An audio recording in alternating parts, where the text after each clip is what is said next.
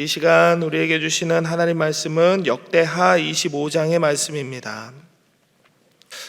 오늘도 이 말씀을 통해서 하나님께서 우리 모두에게 은혜 주시기를 원합니다. 간밤에 평안하셨습니까? 요즘은 진짜 잘 자고 잘 일어나고 잘 먹고 잘 소화시키는 게 진짜 하나님 은혜라는 생각이 들어요. 제가 요 한 몇 주 어간에 그 삼교구에서만 장례가 3번이 났어요. 그래가지고 참 건강하셔야 됩니다. 저 다른 교회 갈 때까지 장례 안 치러 드릴 거예요. 여러분은 천국 가기 없기에요. 네. 성경 안에는 여러 입체적인 사람들이 많이 등장합니다. 그 입체적인 사람이라는 말의 뜻은 제가 언젠가 한번 그런 이야기 했던 것 같은데요. 그 옛날 드라마나 영화 같은 걸 보면 좋은 사람, 나쁜 사람이 정해져 있어요. 그래서 나쁜 사람은 한결같이 처음부터 끝까지 나쁜 짓만 하고 좋은 사람은 처음부터 끝까지 좋은 짓만 합니다. 말도 행동도 다 착한 것만 해요. 그런데 이런 상황에서는 좋은 사람인 것 같다가 저런 상황에 가면 뭐 이런 사람이 다 있지 하는 그런 사람, 좋은지 나쁜지 선악을 구분하기가 어려운 그런 사람들을 입체적인 인물이라고 저는 보는데요.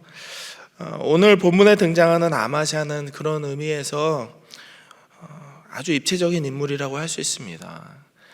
굉장히 하나님을 잘 따르는 사람인 것 같다가도 이 사람 진짜 왜 이렇게 살았을까 싶은 그런 아쉬움이 남는, 어쩌면 저나 우리 모두와 비슷한 그런 사람이 아닐까 싶어요. 오늘 본문의 2절은 그것을 가장 적절하게 설명합니다. 2절 말씀 같이 한번 읽어볼까요? 시작. 아마샤가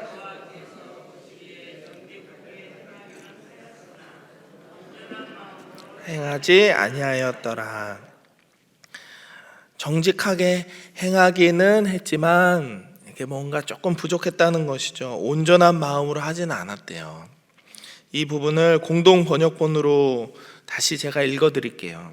그는 마음을 다 쏟지는 못했지만 야훼의 눈에 들도록 바른 정치를 폈다. 그러니까 어떻게 해야 되는지는 알았지만 온 마음을 쏟지 않았다라는 그런 뜻이에요. 그러니까 할 만큼 하다가 안 될 것 같으면 빨리 접고, 하고 싶은 건 하다가 마음에 안 땡기는 건 안 하는 겁니다. 어떻게 하는지 몰라서가 아니에요. 마음이 없었기 때문에 온 마음으로 전심으로 하지는 못했다는 거예요. 좀 아쉬움이 남는 그런 사람이죠. 아마샤는 제위 중에 에돔이라는 나라와 전쟁을 벌이게 됩니다. 남유다에 있는 군인들을 모아서 30만 명의 병사를 모았습니다. 그런데 그의 생각이 조금 부족했던 것 같아요. 지금이나 예전이나 전쟁을 치를 때에는 군사력의 척도는 어쨌든 병사의 숫자입니다. 예전에 고대 전쟁은 더 그랬죠. 압도적인 숫자로 한 번에 최단 기간에 승리하는 것이 피해를 줄이는 가장 좋은 방법이니까요. 그래서 그 은 100달란트라는 거금을 들여서 북이스라엘에서 용병을 10만 명 고용합니다. 이 사람들은 그냥 급하게 아르바이트처럼 사람을 구한 게 아니라 다 용사였습니다. 다 싸움꾼이었습니다. 10만 명의 사람들을 고용했는데, 우리는 여호사밧과 아하시아의 모습을 보면서 이런 장면에 꽤 익숙해졌죠. 의인이 악인과 함께하면 안 된다라는 이런 사실을 우리는 다 알고 있습니다. 그래서 7절에 보면 어떤 하나님의 사람이 누군지 안 가르쳐 줍니다, 성경은. 그러나 하나님께서 보내신 그 누군가가 아마샤에게 나타나서 그렇게 하지 말라고 조언합니다. 하나님 뜻은 이게 아니니까 북이스라엘 사람들하고는 같이 전쟁터 나가지 마십시오. 그러나 혹시 나가게 된다면 최대한 열심히 싸워보세요. 그래도 당신 거기서 죽을 겁니다 라고 예언을 하죠. 그래서 아마샤는 이미 돈을 100달란트나 썼는데 어떻게 하지? 발을 동동 구릅니다. 그렇지만 하나님의 사람은 이렇게 말씀하죠. 하나님께서 당신과 함께 해서 분명히 승리하게 해줄 겁니다. 그리고 북이스라엘에 갖다 바친 100달란트보다 훨씬 더 많은 것으로 당신에게 채워주실 것입니다 라고 그렇게 위로를 합니다. 10절에 보면 아마샤는 그 이야기를 듣고 설득을 당합니다. 약간이라도 신앙이 있었기 때문에 믿음을 가졌다라고 저는 생각합니다. 그래서 아마샤는 에브라임에서 자기 고향으로 찾아온 모든 군대를 돌려보냅니다. 10만 명이나 되는 사람을. 10만 명은 엄청난 숫자입니다. 광양읍이 7만 명이 산다고 그러는데 이 동네 사람들 다 합친 것보다 훨씬 많은 숫자가 제 발로 돌아가기는 굉장히 자존심 상했을 거예요. 물론 이제 저처럼 그렇게 겁쟁이들은 야 돈만 벌었고 싸움은 안 하니까 야 이거 정말 좋은 일인데 하고 이렇게 신나게 돌아갔을지 모르지만 굉장히 자존심 상했을 것 같아요. 북이스라엘 군대는 10절의 그 후반부에 보면 유다 사람한테 심히 분했다라고 이야기합니다. 심히 분해서 자기 고향으로 돌아갔다. 11절에 보면은 이제 드디어 전쟁을 합니다. 아마샤가 담력을 내었다, 용기를 내었다라고 오늘 말씀은 기록하고 있습니다. 돈이 아까워서 발을 동동 굴르던 그 사람, 그리고 자기 나라 남유다의 병사가 30만 명이나 있었는데도 그게 부족해서 큰 돈을 들여서 용병을 썼던 그 사람이 이제는 하나님 말씀을 믿고 의지하면서 담력을 냈대요. 용기를 냈대요. 그렇게 담력을 내서 몇 명을 죽였대요? 소금 골짜기에 이르러서 세일 자손 10,000명을 죽였대요. 그리고 12절에 보면 유다 자손이 또 몇 명을 사로잡았대요? 10,000명을 사로잡았대요. 물론 이제 이게 준비한 병사의 숫자에 비하면은 그렇게 뭐 대단한 어떤 성과가 아닌 것처럼 보일 수 있지만 10,000명은 또 엄청난 숫자입니다. 죽인 게 아니라 사로잡았대요.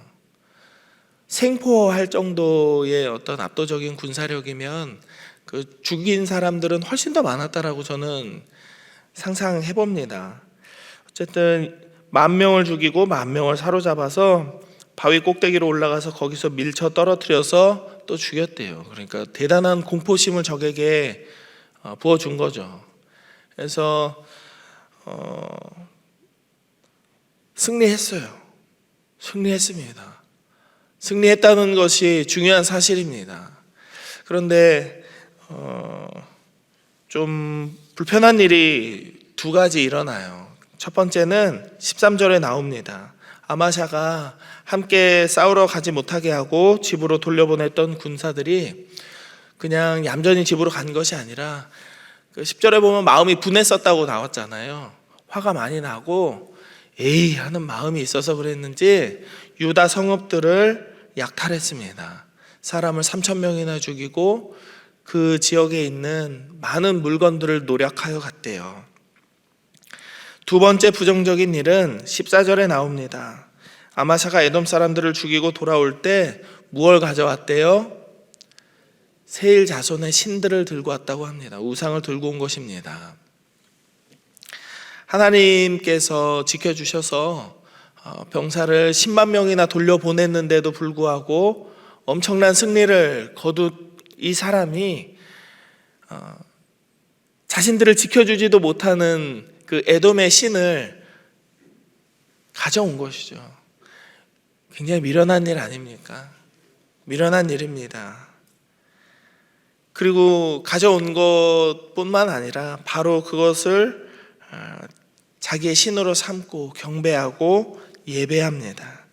그래서 하나님은 또다시 한 선지자를 보내십니다. 그래서 에돔을 구원하지도 못한 신을 왜 가져와서 그에게 경배하느냐 하면서 아마샤를 질책하시죠. 그러자 아마샤는 뭐라 그랬을까요? 아이고 제가 잘못했습니다 했을까요? 아니에요. 너 그 입 다물어 라고 조용히 하라고 합니다.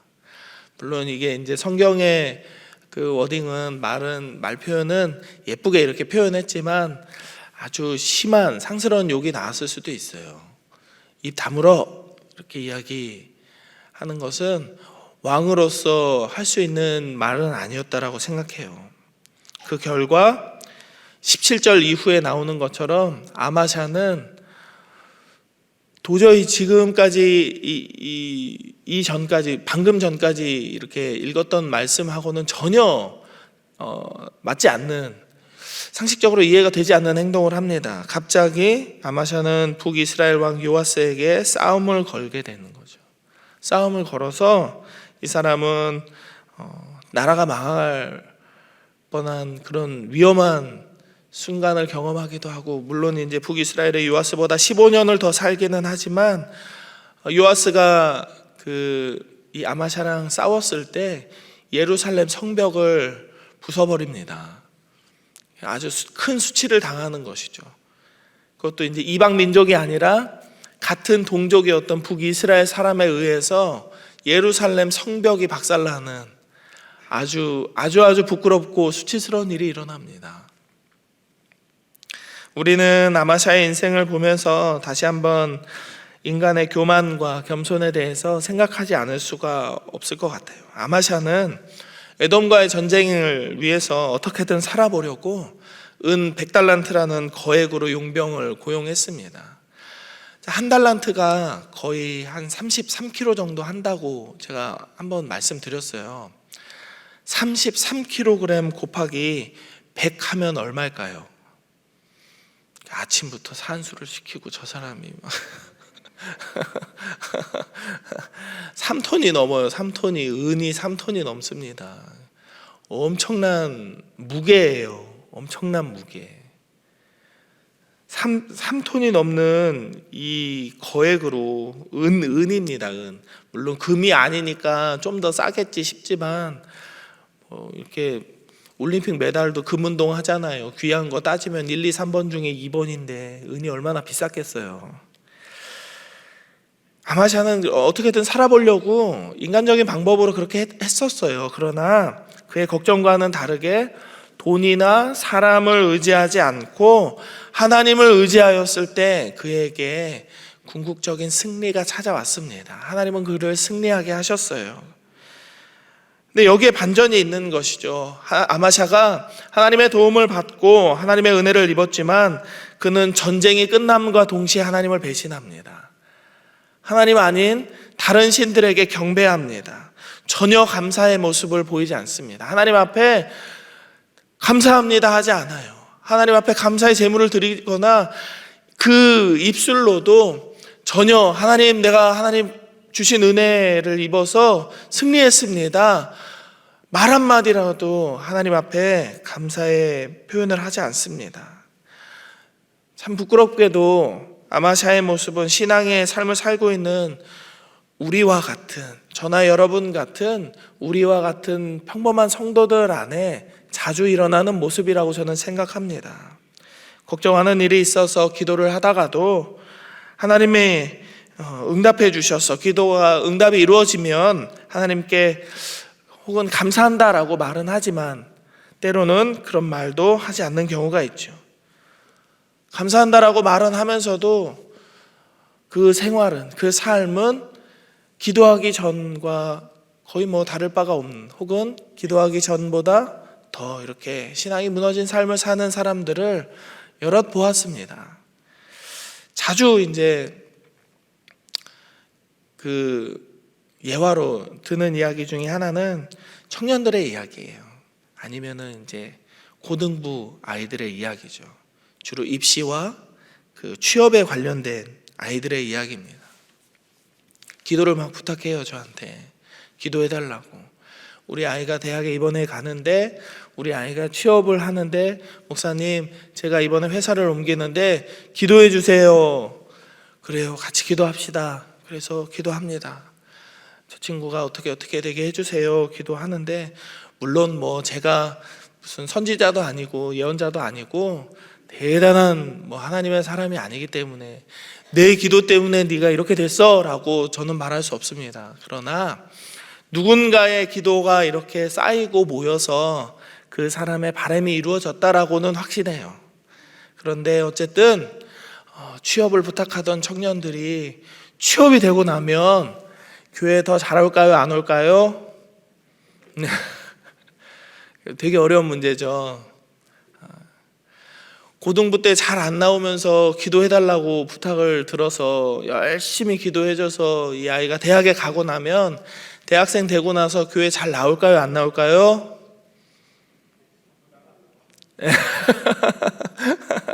나오다가 안 나오는 경우도 있지요. 네. 안 나오는 경우가 더 많았어요. 제 경우에는.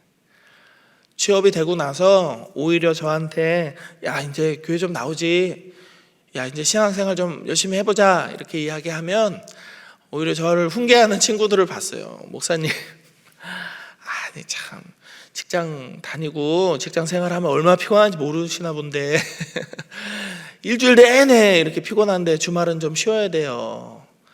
주말에 또 막 잔업이 있고 출근하라 그러면 바쁩니다. 저 교회 갈 수가 없어요. 출근 몇 시에 하는데 한 10시, 11시까지 나가면 돼요. 그럼 일부 예배 오면 되지 않아? 저 좀 쉬어야죠. 아이들이 그런 경우를 보게 돼요. 여러분의 삶에서는 어떤 일이 있는지 잘 모르겠습니다. 그래서 제가 이야기할 수가 없어요. 그러나 저의 경우를 봤을 때에도 아마샤와 다르지 않았다라고 고백하고 싶을 때가 많이 있었습니다. 우리가 기도를 하는 이유가 무엇일까요? 우리가 기도를 하는 이유는 기도를 하는 내용들이 우리의 힘으로, 우리의 능력으로 아무것도 이룰 수 있는 요만큼의 가능성도 보이지 않기 때문에 하나님 도와주십시오라고 기도하는 것 아닐까요? 그러나 우리는 너무나도 쉽게 기도의 능력을 의심하거나 낮게 여겨서 기도의 결과로 일어나는 일들을 자신의 힘과 어떤 노력 그리고 좋은 상황으로 돌려버리는 경우가 있지 않을까 생각해 보게 되는 것입니다. 우리가 그렇게 하나님의 은혜를 무시하며 자기 자신을 포함한 하나님이 아닌 다른 것에 그 영광을 돌릴 때 내가 그래도 열심히 했었지, 우리 아들이 이렇게 했었으니까 잘 된 거야, 우리 집에 그래도 해볼 만한 것들이 있었어 라고 하면서 전적으로 하나님 앞에 감사하거나 하나님께 영광을 돌리지 못할 때 하나님은 그에 합당한 처방을 하십니다. 그것은 바로 하나님께서 우리를 떠나시는 것입니다. 하나님은 하나님을 떠난 아마샤를 버리셨고 그에게 더 이상 아무런 은혜를 베풀지 않으셨습니다. 하나님께서 직접 손을 들어 그를 죽이지 않으셨습니다. 그러나 20절의 말씀을 볼까요? 20절의 말씀을 보면 아마샤가 듣지 않았대요. 요아스가 너 그렇게 까불다 혼난다 라고 경고를 했을 때 아마샤가 듣지 않았습니다. 그 이유가 무엇이었나요? 이는 하나님께로 말미암은 것이라. 마음을 강팍하게 한 것이죠. 하나님을 떠난 사람은 하나님께서 굳이 손을 들어서 죽이지 않아도 교만하고 미련한 선택으로 망하게 되어 있습니다. 아마샤도 그렇게 되었죠. 요아스에 의해서 망신을 당하게 됐고, 오늘 본문의 후반부에 보면 반란군에 의해서 죽었다라고 이야기를 합니다. 오늘 말씀은 그렇게 증언하고 있습니다. 반란군에 의해서 아주 불명예스럽고 수치스러운 일입니다. 이것은 어쩌면 하나님을 떠난 자들이 맡게 될 당연한 결말이라 할 수 있습니다. 왜냐하면 하나님이 계시지 않는 것이 악이고 하나님을 떠난 자들의 삶에는 소망이 없기 때문입니다. 사랑하는 여러분, 우리가 하나님의 은혜를 저버리고 하나님을 떠난다고 해도 하나님이 곧바로 우리를 죽이시거나 우리를 망하게 하시거나 우리를 아프게 하시거나 우리를 당장 넘어뜨리지는 않으실 거예요. 그러나 정작 두려워해야 할 것은 우리가 하나님을 떠나고 하나님을 저버리려고 할 때 하나님은 우리와 함께하지 않으신다라는 것입니다. 잠언 14장 2절의 말씀을 보면 악인은 그의 환난에 엎드러져도 의인은 그의 죽음에도 소망이 있다라고 말씀합니다. 하나님을 떠난 사람에게는 아무런 소망이 없습니다. 아주 작은 일이 있다고 하더라도 쉽게 넘어지지만 의인은 모든 어려움 가운데에서 특별히 죽음까지도 소망을 둘 수 있는 존재라고 말씀합니다. 의인은 죽음의 순간까지도 하나님이 함께 하시고 천국으로 그분이 직접 인도하실 것이기 때문이죠. 그러나 악인은 그 반대로 어떠한 순간에도 그 사람과 하나님이 동행하지 않으시기 때문에 요만큼의 소망도 없다라는 것입니다. 그래서 우리는 언제나 겸손하게 하나님과 동행하기를 소망하면서 그분의 은혜를 구하는 삶을 살아야겠습니다. 이 믿음이 있다면 하나님께서 우리에게 은혜를 주실 것입니다. 아마샤가 그것의 증인입니다. 초반부에 우리가 함께 읽었던 것처럼 2절의 말씀처럼 아마샤는 정직하게 행하기는 하였지만 전심으로 온전하게 온 마음으로 하나님을 따르지는 않았다라는 그런 사람에게도 하나님께서 내가 하나님을 의지합니다 라고 믿음을 가지고 나아갔을 때 하나님은 그에게 담력을 주시고 커다란 승리를 주셨습니다. 하나님을 믿는 자에게, 믿음을 가진 자에게 하나님은 은혜를 주시고 능력을 주심을 믿으시기 바랍니다. 하나님은 은혜를 주실 것입니다. 그리고 그분의 은혜로 우리의 삶에 평안을 주실 것입니다. 우리를 평안하게 하실 하나님의 은혜를 바라보면서 오늘도 승리하는 삶을 살아가는 우리 모두가 되기를 주님의 이름으로 축복합니다. 함께 기도하겠습니다. 이 시간 기도하실 때에는 두 가지의 기도 제목을 놓고 함께 기도하겠습니다. 먼저는 어떤 상황 속에서도 우리 모두가 하나님을 바라며 하나님의 은혜 가운데에서 평안을 누리는 우리의 삶이 되게 하여 주옵소서 기도합시다. 그리고 두 번째로는 청년부와 교회학교가 여름 캠프를 준비하고 있는데 이 캠프를 통하여서 이 다음 세대들 청년들이 하나님 은혜 안에서 저들의 속사람이 변화되고 저들의 신앙이 온전하게 잘 자랄 수 있게 해달라고 우리 함께 마음을 모아서 두 가지 기도 제목으로 기도합니다. 하나님 감사합니다. 오늘도 하나님 말씀 안에서 이 하루를 시작할 수 있도록 은혜 주심에 감사를 드립니다. 하나님 아마샤의 삶을 보면서 우리가 하나님 앞에 나아가며 기도하며 하나님 앞에 전심으로 의지할 때 하나님께서 어떤 은혜를 주시는지 우리가 깨달았습니다. 하나님 우리가 실수할 때도 있고 넘어질 때도 있고 하나님 우리의 마음이 때로는 교만할 때도 있고 하나님께 영광을 돌리지 못할 때도 있지만 주님 주의 성령으로 우리를 붙들어 주시어서 하나님 우리가 전심으로 온 마음으로 하나님과 동행하는 믿음의 삶을 살게 하여 주시고 하나님께서 주시는 은혜 가운데에서 평안을 누리는 우리의 삶을 살아가게 하여 주시옵소서. 그리고 그 평안을 사랑하는 우리 자녀들과도 함께하기를 원하오니 주님 은혜를 내려 주시옵소서. 청년부와 교회학교의 많은 부서들이 여름 캠프와 수련회를 준비하고 있습니다. 하나님 이 여름 행사를 통하여서 하나님 사랑하는 우리의 자녀들이 이 다음 세대들이 저들의 믿음을 하나님 키워나갈 수 있는 계기를 얻기를 원합니다. 저들 스스로가 하나님 앞에 영광 돌릴 수 있는 믿음의 사람들로 자라나기를 원합니다. 하나님 저들이 기도하는 자로 자라나게 하시고 저들이 하나님 앞에 영광 돌리는 믿음의 사람들로 자라나게 하여 주시어서 하나님 우리가 천국에 가고 난 이후에 저들이 이 교회의 기둥들이 되어서 저들이 장로가 되고 저들이 권사가 되고 저들이 안수집사가 되고 저들이 목사가 되어 하나님 나라의 영광을 위하여서 하나님을 바라보며 소망하며 이 땅을 위하여서 온 열방을 위하여서 헌신하는 믿음의 사람들로 자라나기를 원하오니 주여 은혜를 내려 주시옵소서. 이 캠프가 하나님 은혜 가운데에서 잘 준비되게 하시고 이 캠프를 통하여서 많은 아이들이 하나님 앞에 영광 돌리며 전심으로 예배하는 자들 되게 하여 주시옵소서. 신앙의 성장이 이루어질 수 있도록 하나님 붙들어 주시옵소서. 하나님 감사합니다. 오늘 이 하루도 하나님 은혜 가운데에서 살기를 원합니다.